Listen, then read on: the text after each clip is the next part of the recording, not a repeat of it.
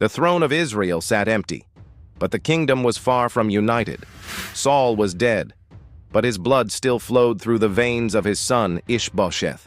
And in the city of Mahanaim, Saul's old general Abner placed a trembling crown on Ishbosheth's head. "You are king now," Abner said, his voice firm. "Saul's dynasty will not fall." But outside those walls, the kingdom whispered a different name: David, the man who had slain Goliath, the man Yahweh had chosen. 2 kings, 1 throne. And so Israel fell into civil war. For 7 years, battle raged. David ruled Judah from Hebron, while Ishbosheth, weak and uncertain, clung to power in the north. Armies clashed, rivers ran red, but David grew stronger, while Saul's house grew weaker. And then, the war ended, not with a battle, but with betrayal. Abner, the very man who had put Ishbosheth on the throne, switched sides. He saw that David was Yahweh's chosen king, and so he rode to Hebron, knelt before David, and pledged his loyalty. "Let there be no more war," Abner declared. "Let Israel be one kingdom, under your rule." It should have been the end, but blood demanded blood. David's commander, Joab, burned with rage. Abner had once killed his brother, and Joab, a warrior of vengeance, did not forgive. The very night Abner pledged his loyalty, Joab struck him down. David, furious, cursed the act. "This was not my will," he swore before all the people. But the damage was done.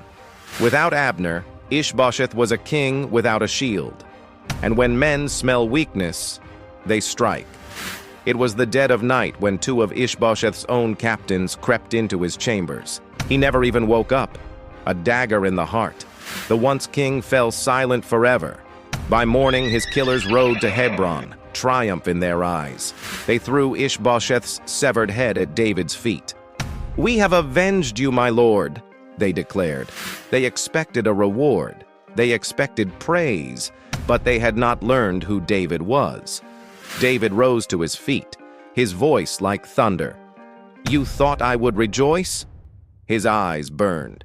"You murdered a man in his sleep, a man in his own house. You are no better than Cain, who slew his brother." The room fell to silence. Then David's hand came down. "Kill them!" And so the betrayers were executed, justice for their crime. With that, Saul's house had fallen. The war was over, and all Israel turned to David. From every tribe, the elders came. From the mountains, from the valleys, from the farthest corners of the land. They gathered in Hebron, the city that had sheltered David through the war. And there, before Yahweh and the people, they knelt. "You have led us in battle. You have spared us in war, and Yahweh has spoken, you shall be our king." At last, David was crowned, not just king of Judah, but king of all Israel. The shepherd boy who had once stood before a giant now stood before a nation, and with his reign, he would change Israel forever. But first, he needed a capital, a city worthy of a king, a city that could never be claimed by one tribe alone, but would belong to all: Jerusalem. The Jebusites laughed when David's army approached their city.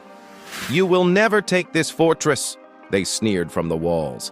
"Even the blind and the lame could hold it against you." David simply smiled. And then he struck. Through a hidden water shaft, his men climbed, crawling through the city's veins like ghosts in the dark. By dawn, the gates were flung open. Jerusalem was David's, the city of the king. And so, in the heart of Israel, David made his throne. A city of stone and faith, where Yahweh's name would one day dwell forever. The shepherd had become the king, the fugitive had become the ruler, and with Yahweh's blessing, David's kingdom would rise like the dawn, strong, unshaken, eternal.